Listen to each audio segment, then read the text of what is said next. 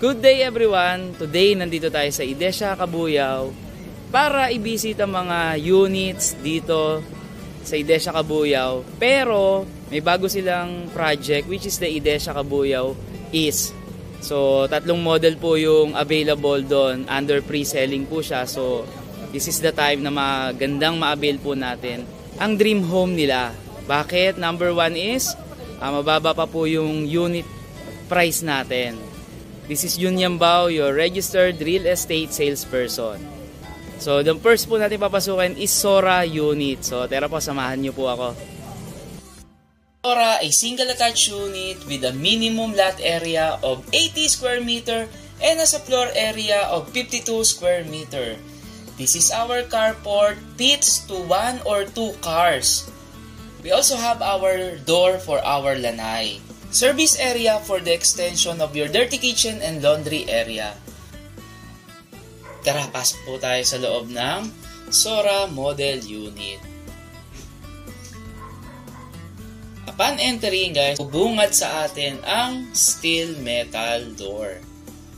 Then this is our living area, good for our family bonding.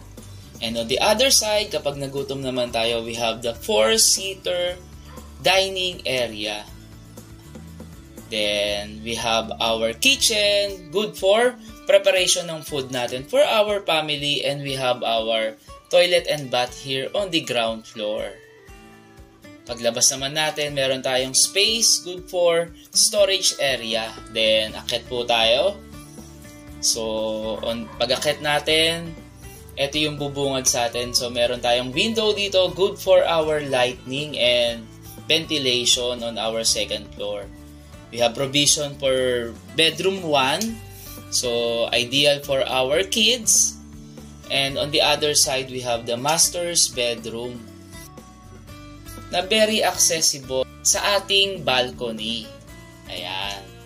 So pwede tayo mag-coffee dyan or mag-relax.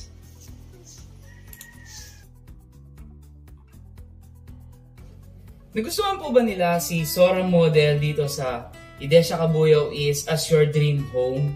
So, don't hesitate to message me. Iwan ko po ang aking contacts on the screen. We also have Viber and WhatsApp. And you can also message me on our FB page, Bahay for One.